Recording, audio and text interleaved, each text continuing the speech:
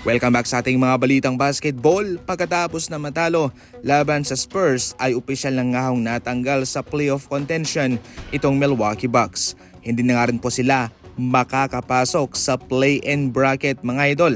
Malaki po itong blow para kay Giannis na inaasahan sanang magkakaroon sila ng malakas na season sa ngayon.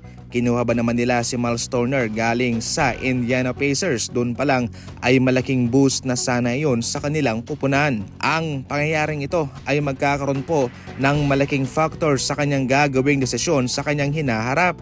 Despite na malakas ang kanilang composition ng kanilang mga players, ay hindi pa rin po nilang magawang makapasok sa play-in tournament man lang. Matatandaan na sinabi rin po nitong si Giannis na kung sakaling hindi na po maibibigay ng Milwaukee Bucks ang kanyang gustong mag-contend para magkampiyon, ay hindi ito magdadalawang isip na umalis na lamang.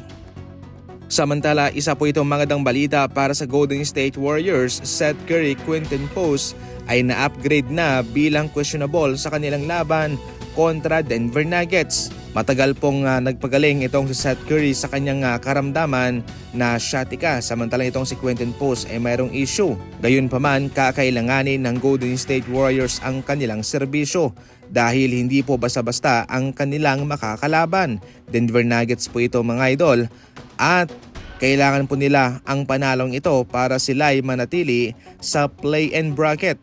Si Will Richard ay na-injured sa kanilang laban kontra Washington Wizards at questionable din po. Malaking bagay ang shooting nitong si Seth Curry, especially sa ngayon na maraming na-injured sa kanila, at itong si Quinton Post makakadagdag sa opsyon ni Coach Steve Kerr sa rotation ng kanilang mga big man.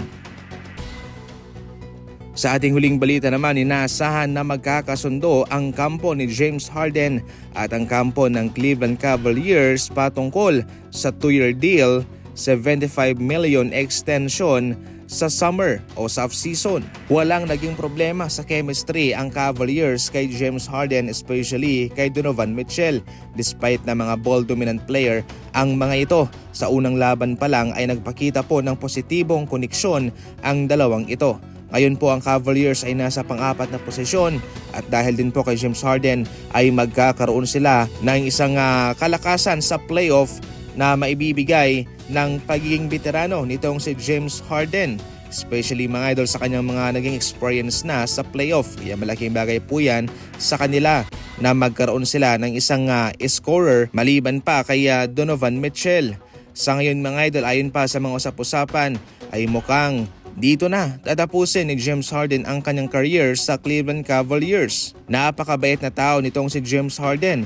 Marami ng pagkakataon na nag-take siya ng pay cut sa kanyang kontrata para lamang sa kanyang kupunan, para sila ay makakuha pa ng mga karagdagang tulong. Yun pa man mga idol, napakalaki po ng 75 million sa loob ng 2 taon at deserve niya ang ganyang kalaking kontrata.